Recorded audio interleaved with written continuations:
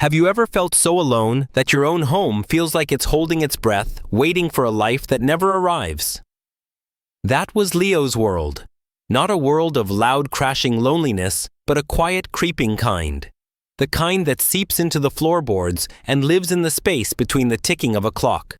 From the outside, his life in Portland, Oregon was a success story. A talented graphic designer, Leo spent his days creating vibrant imaginary worlds for other people. But when he'd sign off for the day and the glow of his monitor faded to black, his own world would shrink to the four walls of his minimalist apartment. It was a space so quiet you could hear the echo of a single fork clinking against a ceramic plate. It was the perfect curated empty box. He was an island in a city of thousands, a living example of that strange modern paradox, being connected to everything yet attached to nothing. His evenings followed a silent, lonely script. Dinner for one. The endless hypnotic scroll through the highlight reels of other people's lives. The faces of friends smiling from sunny vacations, celebrating anniversaries, welcoming new babies into their homes. It all felt like a broadcast from another planet. And as the relentless Pacific Northwest drizzle began to tap against his window, the silence inside grew louder than the storm outside. He couldn't stand it anymore. He had to get out. He had to walk. He had to escape the echo. He pulled on a jacket and stepped out into the night, letting the cool, damp air fill his lungs. He walked with no destination, his feet moving along the glistening pavement, the city lights blurring into watercolors through the rain. He was just another shadow in a city full of them. But then he heard it. It wasn't a bark or a cry or any sound a rational mind could easily place. It was a whisper. A faint, desperate whisper of a sound, almost lost in the rhythm of the rain, coming from the direction of a dark storm drain near the edge of Forest Park. It was a sound so fragile, it seemed impossible it could exist in the harshness of the night, and it pulled at a thread deep inside him. Curiosity overriding caution, Leo followed the sound, and there, huddled against the cold grate, was the source. A sodden, shivering ball of black fur, no bigger than his two hands put together. Its tiny body was trembling violently, its eyes sealed shut against a world that had clearly been unkind. It was a Labrador puppy, a purebred pup by the looks of him abandoned and left to die. Who does that? What kind of monster leaves a creature so helpless in a place like this? Without a second thought, the echo in his apartment, the loneliness, the empty script, it all vanished, replaced by a single powerful instinct. He gently scooped the tiny creature up, tucking it inside his jacket against the warmth of his chest. The shivering lessened almost instantly, as if the pup knew, even in its weakened state, that it was safe. For the first time in what felt like a lifetime, Leo wasn't just walking. He had a purpose. He had someone to save. Back in the warmth of his apartment, he carefully washed the grime from the puppy's fur with a warm cloth, and wrapped him in the softest towel he owned. He placed a shallow bowl of water on the floor, and after a few moments, the little guy unsteadily lapped at it. Leo felt a warmth spread through his own chest, a feeling so foreign and so welcome, it almost brought tears to his eyes. The echo was gone. The apartment wasn't silent anymore. It was filled with the soft sounds of a tiny life. He decided to call him Buddy. That night, Leo fell asleep on the couch, not wanting to be far from the makeshift bed he'd made for Buddy, on a pillow on the floor. He slept deeper than he had in years, a genuine peaceful sleep. But then at 3 a.m., something woke him. A feeling. The distinct, unnerving feeling of being watched. He opened his eyes, his heart beginning to pound a slow, heavy rhythm against his ribs. The apartment was dark, save for the faint moonlight filtering through the blinds. He looked down at the pillow on the floor. It was empty. Panic flared in his chest. He sat bolt upright, his eyes scanning the darkness. And then he saw him. It was impossible. It defied the laws of physics, of logic, of everything Leo knew to be real. Buddy was sitting perfectly still, perfectly balanced on top of the high kitchen counter. A tiny days-old puppy, who could barely walk straight, was now perched 5 feet off the ground, his small head tilted as he stared directly at Leo. And as Leo stared back, frozen in a state of pure, unadulterated shock, he saw it. For just a split second, a flash of impossible light in the darkness. He saw the puppy's eyes glow with a soft, eerie amber light. This wasn't a rescue. This was an invitation into a mystery that was far deeper and darker than any storm drain. And Leo was about to discover that the quiet, empty life he had so desperately wanted to fill was about to be shattered by the glitch in the algorithm. Morning arrived, as it always does, with a stubborn refusal to acknowledge the impossibilities of the night before. The sun cut through the Portland haze, and in its logical, unforgiving light, the memory of a puppy on a countertop with glowing eyes felt absurd, a dream, a stress-induced hallucination. Leo convinced himself that's all it could have been. He had found a stray, he was overtired, and his lonely mind had simply painted a mystery where there was only a scared, agile puppy. He clung to that explanation like a life raft. After all, he had an algorithm for how the world was supposed to work. And in that algorithm, puppies were a known quantity. The puppy algorithm was a delightful chaos of needle-sharp teeth, clumsy paws, and unholy talent for finding and chewing on the most expensive piece of electronics in any given room, and a bladder the size of a thimble. It was a formula Leo was prepared for. What he wasn't prepared for was the glitch. The first glitch was small enough to be dismissed. A few days later, Leo was working from his couch muttering to himself. "Ugh, I wish I hadn't left my tablet in the bedroom," he said to the empty room.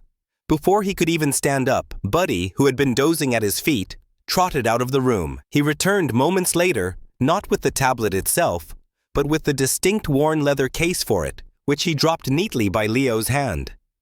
Leo stared, blinked, and then burst out laughing. A crazy coincidence. A 1-in-a-million fluke. He had probably been pointing towards the bedroom subconsciously. He found a logical explanation because he desperately needed one. The second glitch was harder to ignore. To keep the puppy occupied, Leo bought him a notoriously difficult puzzle toy, the kind marketed to the border collies and poodles of the world. The box called it the Canine Einstein Edition. Most dogs would spend weeks just figuring out the first step. Buddy sat down, tilted his head, and solved the entire multi-stage puzzle in under a minute, with the calm, methodical focus of a bomb disposal expert. Leo's laughter this time was a little more forced, a little more hollow. The life raft of logic was starting to take on water. He started comparing Buddy to other dogs they saw at the park. It was like comparing a child's drawing of a car to a high-performance engine. Other puppies tumbled and fumbled, a joyous chaos of tails and paws. Buddy moved with the fluid, deliberate grace of a panther. Other dogs barked at squirrels. Buddy watched them, his gaze unnervingly intelligent, as if he wasn't just observing their behavior, but analyzing their tactics. The third glitch drowned his denial completely. One evening, Buddy began whining and persistently pawing at the wall behind the washing machine. Leo tried to distract him with a toy, then a treat, but the puppy was relentless, his behavior growing more agitated. "Buddy, stop it. There's nothing there," Leo said, his patience wearing thin. An hour later, as Leo sat trying to watch a movie, he heard a loud pop, followed by the sound of spraying water. A pipe inside the wall had burst. The laundry room was flooding. As Leo frantically shut off the main water valve, the realization hit him like a physical blow. Buddy wasn't being needy. He wasn't being naughty. He was trying to warn him. He had somehow sensed a disaster that Leo couldn't see or hear. Leo knelt on the damp floor and looked at the small black Labrador, who was now sitting quietly watching him with those impossibly deep eyes. The life raft was gone. Leo was adrift in an ocean of impossibility. This wasn't just a smart dog. This wasn't a coincidence. This was something else. Something unnatural. The sense of wonder began to mix with a new, colder feeling unease. What was this little creature he had brought into his home? He loved him. There was no question. In just a few short weeks, Buddy had filled the echoing silence of his life with a sense of purpose and companionship he hadn't realized he was starving for. But love and fear, he was learning, could live in the very same breath. That fear was given a voice one quiet Friday night. They were resting on the couch, the low murmur of the television filling the room. It was a peaceful domestic scene. and then a car down on the street backfired a sudden explosive bang that rattled the windows. Leo jumped. A normal puppy would have yelped or hidden or barked in alarm. Buddy did none of those things. In a single fluid motion, he slid off the couch and dropped into a low, predatory crouch on the floor. His body went rigid. His ears flattened against his skull. And the sound that emanated from his chest was a sound Leo had never heard from any living thing. It wasn't a bark or a growl. It was a deep, unearthly, low-frequency hum, like the sound of a powerful machine spinning to life. Leo's blood ran cold. He whispered the puppy's name, but there was no response. Buddy's gaze was locked on the door, his entire being focused on the perceived threat. And in the dim light of the television screen, his eyes began to change. The soft, intelligent brown was gone. They were no longer a gentle amber.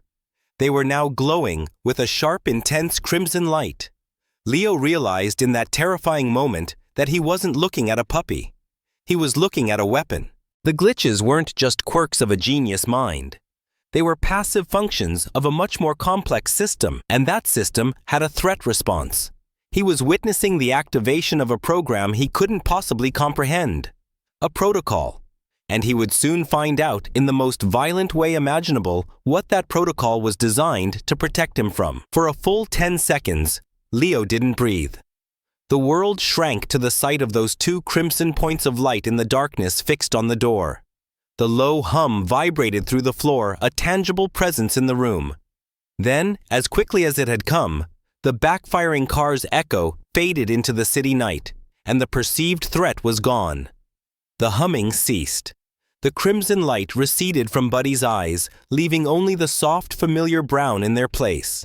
He shook his little body stretched and trotted over to Leo, nudging his hand with his nose, as if nothing had happened. A trick of the light. An overactive imagination. Leo's mind scrambled, desperate for the comfort of a logical lie. He had to believe it. Because if he didn't, it meant he was living with something he couldn't possibly understand. He spent the next few days in a state of fragile denial, treating Buddy with an almost exaggerated normalcy, as if his own belief could somehow rewrite the truth. But the truth doesn't ask for permission. And it was about to kick his door in. It happened the following week. It was late past midnight. Leo was asleep in his bed when a sound from the living room jolted him awake. It wasn't loud. It was a soft metallic click. The sound of a lock tumbler being expertly picked. Leo froze, every muscle in his body turning to ice. He was not alone. Before his mind could even process the fear, he heard it again. The low-frequency hum. It was coming from the foot of his bed. He looked down and saw Buddy not sleeping, but standing a rigid silhouette in the dark. His eyes were already glowing crimson. The protocol was active. Leo heard the faint creak of his apartment door swinging open, followed by 2 sets of soft footsteps. A floorboard groaned. A whispered voice. His heart hammered against his ribs like a trapped bird. This was real. Buddy didn't bark. A bark would have been a comfort, a normal, predictable response. The silence was infinitely more terrifying. He slid off the foot of the bed and moved into the hallway, a shadow moving within the shadows. Leo, paralyzed by fear, could do nothing but listen. The intruders were professionals. They moved with quiet confidence, their flashlights cutting sharp beams through the darkness. One was large, carrying a crowbar.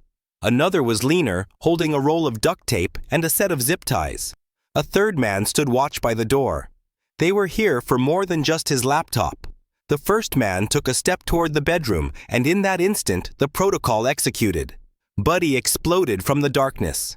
He was not a puppy. He was a blur of black fur and impossible speed. He completely ignored the first man, a brilliant tactical decision that the intruder wasn't prepared for. Instead, he shot past him and slammed into the second man's legs with the force of a bowling ball.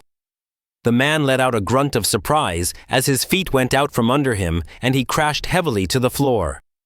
The chaos of that single unexpected action gave Buddy the opening he needed. As the first intruder turned momentarily confused, Buddy launched himself into the air. He wasn't aiming for the man's throat, he was aiming for his wrist. His jaws closed around the arm holding the crowbar, not with the frantic tearing of an animal, but with the precise, vice-like grip of a machine designed for one purpose. There was a sickening crunch of bone and a scream of pain. The crowbar clattered loudly to the hardwood floor. The third man by the door, seeing his partners incapacitated in seconds by a puppy, made the only sane choice. He fled. The man with the shattered wrist scrambled after him, clutching his arm and crying out in agony. Within 15 seconds of entering, they were gone. Buddy didn't give chase. He stood in the center of the living room over the fallen crowbar, his small chest rising and falling. The crimson glow in his eyes slowly faded. He was once again just a puppy, standing in a room with a broken door. Leo finally found his legs. He stumbled into the living room, a spectator to his own impossible rescue. He looked at the crowbar at the open door, and then at the small creature who was now trotting calmly toward him, wagging his tail. In that moment, Leo's last thread of denial didn't just break. It vaporized. This wasn't his puppy. This was a guardian. A sentinel. A protector protocol made of flesh and bone and something else. The police were baffled. They saw the broken door, the crowbar, the signs of a professional home invasion. And they saw Leo pointing with a trembling finger at a little Labrador puppy. "He did this," the older cop asked, his voice thick with disbelief. Leo could only nod, knowing how insane it sounded. The next morning, driven by a fear that now outweighed all other emotions, Leo took Buddy to the most respected veterinarian in the city, a specialist named Dr. Aris Thorne. He needed answers. He needed to know if Buddy was okay, and he needed to know what he was. Dr. Thorne was a sharp, brilliant man who had seen everything, but he had not seen this. He ran a full physical exam, his professional calm slowly giving way to visible confusion. "His muscle tissue," Dr. Thorne murmured, looking up from his chart, "is 50% denser than any known canine breed. His neurological reflexes aren't just fast, they're functionally instantaneous." He drew blood for a full panel, telling Leo he'd call him when the results were in. The call came that evening. "Ducky." Thorne's voice was stripped of all its earlier confidence. It was cautious, strained. "Leo, I need you to come back to the clinic. Now. And come alone." Leo's stomach twisted into a knot of dread. In the sterile quiet of the examination room, Dr. Thorne turned a computer monitor toward him. It showed a microscopic image of Buddy's blood cells. And among them was something else. A single, perfectly geometric metallic object. "It's a micromarker," Dr. Thorne whispered, his eyes wide. "It's dormant, not biological, and made of an alloy I can't identify." He turned to face Leo, his expression grim. "Leo, I don't know what to tell you, because nothing in my education can explain this. Whatever this puppy is, he's not just an animal from a rare bloodline." He took a deep breath and delivered the words that would change Leo's life forever. "He is, for lack of a better word, engineered. And people, governments, corporations, they would pay millions to know how." The breath left Leo's body. The intruders in the night were no longer the primary threat. The danger wasn't just breaking down his door anymore. It was everywhere. He was the guardian of a priceless living, breathing miracle. And he had just told a scientist all about it. The shadows in the alley were gone, but a new, larger shadow now loomed over them. The shadow of an entire world that would want to open his miracle up just to see how it worked. Dr. Thorne's words echoed in Leo's mind for days, branding themselves into his thoughts. Engineered. Priceless.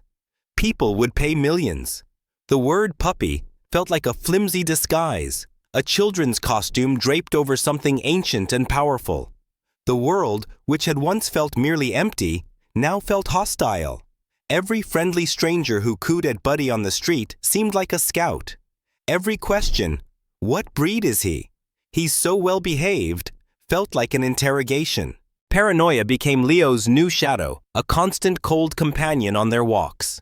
He had been so focused on the overt threats, the monsters in the dark, that he had never considered the quieter, more dangerous threat that walked in the daylight. The threat of human curiosity, and that threat had a name: Mr. Gable. Mr. Gable lived 2 floors below. A retired security guard with a ramrod-straight posture and eyes that missed nothing, he had an obsessive need for order and patterns. And Buddy was a disruption to every pattern he knew. Leo would see him on his balcony, making notes in a small book. He would catch glimpses of a phone camera lens pointed their way from a window. Gable wasn't just a nosy neighbor. He was a collector of information, and Buddy was his most fascinating specimen. Leo tried to avoid him changing their walking times using the back stairs, but it was like trying to hide from the sky. The inevitable confrontation came on a crisp autumn afternoon at the local park. The park was crowded, filled with the laughter of children and the happy barking of dogs. For a moment, it felt normal. Leo let his guard down, and that's when it happened. A large, unrestrained Rottweiler, its owner, distracted by a phone call, suddenly broke from a trot and charged at a little girl who had toddled too close to its water bowl. The mother screamed. Time seemed to slow down. People were frozen, a dozen separate heartbeats stopping at once. But Buddy was not frozen. Before Leo could even shout a warning, Buddy moved. He crossed 20 yards of open grass in what felt like a single heartbeat. It wasn't the frantic run of a normal dog. It was a silent, low-to-the-ground streak of black lightning. He didn't bark, he didn't growl. He simply intercepted the charging Rottweiler not with a bite, but with a hard, precise shoulder check to the larger dog's flank. It wasn't a fight. It was a physics equation solved with terrifying speed. The Rottweiler was knocked clean off its feet, landing with a surprised yelp, and the wind knocked out of it. It lay on the grass, confused and subdued, the aggression completely extinguished. Buddy stood over it for a second, a silent four-legged guardian, before trotting back to a stunned and silent Leo. The park erupted in chaos. The mother was sobbing with relief, hugging her child. The Rottweiler's owner was apologizing profusely. But Leo wasn't looking at them. His eyes were locked across the lawn on Mr. Gable, who was standing perfectly still, his phone held up, the red dot of its recording light blinking like a malevolent eye. He hadn't just seen it. He had documented it. The confrontation came that evening. A sharp, authoritative knock on his door. It was Gable. He wasn't yelling. He was calm, which was far more terrifying. "We need to talk," he said, holding up his phone. He played the video. It was crystal clear. Buddy's impossible speed. The unnatural tactical precision of the impact. "I've been watching you two for weeks," Gable said, his voice low. "The way he moves. The way he watches everything. He's not a dog, is he?" He then produced a thin file folder. Inside were printouts. Photos of them on their walks. Time-stamped notes of their routines. "I did some checking. Your vet is Aris Thorne, a specialist, a researcher. You didn't just take a stray to the pound, did you? You took him to a scientist." Leo's heart hammered against his ribs. This was it. The unmasking. "A thing like that doesn't belong in a home," Gable continued, his voice hardening with self-righteous conviction. "It's not natural. It's a risk. It belongs somewhere it can be understood, studied, for everyone's safety. I'm thinking of sending this file to the university, and then maybe to some people I know in the government." Leo looked at the man's cold, certain eyes. He saw his future dissolving Buddy in a steel cage, wires attached to his head, the light in his eyes fading day by day. The paranoia and fear that had been his constant companions suddenly boiled over, but they didn't forge panic. They forged steel. The love he had for the creature, standing silently behind his legs, was infinitely stronger than his fear of this man. He looked Gable dead in the eye. "You don't get it," he said, his voice quiet, but shaking with a newfound power. He took a step forward. "He is not an it. He is not a specimen or a risk or a science project. He is my family." Leo's voice cracked with emotion, but he didn't stop. "He's my son. He saved my life. He saved that little girl's life. All you see is a broken rule in your perfect little world. I see the only thing that ever made my life make sense." Gable was taken aback, his certainty faltering for the first time. Leo took one more step, his gaze unwavering. "So here's what's going to happen," he said, his voice dropping to a near whisper. "You are going to delete that video. You are going to throw away your little folder. And you are going to forget you ever saw us." He leaned in closer. "Because if you or anyone else tries to take him from me, You will discover that he is not the only one in this house who is protective. The vow hung in the air between them, heavy and absolute. Gable stared at Leo, truly seeing him for the first time, not as the quiet, lonely neighbor, but as a fierce, determined guardian. He saw the unwavering promise in Leo's eyes, and for the first time, Gable was the one who was afraid. Leo had drawn a line in the sand, a declaration of war against the curiosity of the entire world.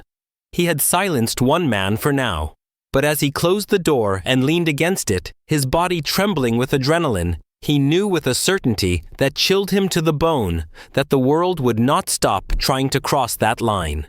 Hiding in plain sight was no longer an option. It was time to disappear. The vow Leo made in that hallway wasn't an ending. It was a catalyst. It was the moment a quiet man pushed to the edge finally discovered the fierce, unshakable core of his own soul. He knew then that Mr. Gable was just a symptom of a worldwide disease, a relentless curiosity that would eventually hunt them down. Hiding wasn't enough. They had to vanish. Action followed resolve with lightning speed. Within a month, the trendy Portland apartment was sold. Leo resigned from his prestigious design firm, taking a significant pay cut to accept a fully remote position with a smaller company that didn't care where he worked as long as the work got done. He liquidated his old life piece by piece until all that was left were the essentials packed into the back of his car. And with Buddy sitting calmly in the passenger seat, his head resting on the center console, they drove east away from the city, away from the prying eyes and the ghosts of the past. They found their sanctuary in a small, secluded house, nestled on 3 acres of land, bordered by the vast ancient forests near the Columbia River Gorge. There were no close neighbors. The only sounds were the whisper of the wind through the towering pine trees and the gentle murmur of a nearby creek.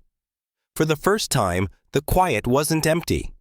The silence wasn't an echo of absence, but a symphony of presence. Their presence. It was a symphony for two. Here, for the first time, Buddy was truly free. Leo would watch him run a black streak against the green canvas of the forest, moving with the impossible grace and speed he was born with. He wasn't a secret here. He was simply himself. It was the sight of pure, uninhibited joy, and it filled the last of the hollow spaces inside Leo's heart. They developed a new routine, one built not on schedules and obligations, but on shared moments. Morning hikes through misty trails, afternoons with Leo working on his laptop on the porch, while Buddy dozed in a patch of sun, and nights spent in comfortable silence by a warm fire. One clear, cold night, they lay on a blanket in the yard, staring up at the brilliant tapestry of stars, a sight Leo had never truly seen through the light pollution of the city. He looked at the infinite, mysterious expanse above them, then looked down at the equally mysterious creature resting his head on his chest.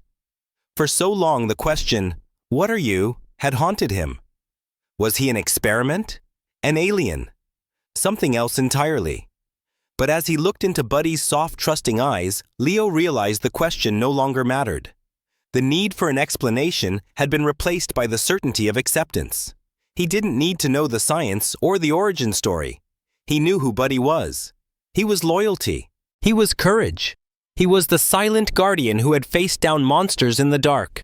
He was the gentle soul whose presence had healed a wound Leo didn't even know he had. "I don't care where you came from," Leo whispered, his voice thick with an emotion that caught in his throat. "I'm just so glad you're here." Buddy lifted his head and gently licked the tear that rolled down Leo's cheek. In that single, simple gesture, the last piece of the puzzle fell into place. The final, profound truth of their story revealed itself. Leo had always thought of himself as the rescuer, but the reality was so much deeper. Yes, he had pulled a puppy from a storm drain, saving him from the cold and the rain. But Buddy had pulled Leo from the silent, drowning storm of his own life. He had given him a reason to fight, a purpose for living, and a capacity for love Leo never knew he possessed. Who had truly saved whom? They were two souls once lost, who had found their way home by finding each other. And as they sat there under the vast, unknowable sky, Leo understood that maybe the greatest mysteries in the universe aren't meant to be solved. They are meant to be loved. And as Leo and Buddy's symphony continues to play unheard by the rest of the world, perhaps their story reminds you of a special bond in your own life. That inexplicable connection, that silent understanding you share with an animal who didn't just enter your home, but became a part of your soul. If this story touched your heart and reminded you of the magic that often walks on four paws, please take a moment to like this video. It lets us know that these stories matter. Share it with someone who understands that the best family members are often the ones we rescue, only to find out they were the ones rescuing us all along. And if you believe that some bonds defy explanation, subscribe to our channel for more stories that explore the unbelievable connections that change our lives. Be sure to hit that notification bell because you never know when the next story will be the one that finds you right when you need it. After all, the most amazing tales aren't always the ones we go looking for. They're the ones that find us.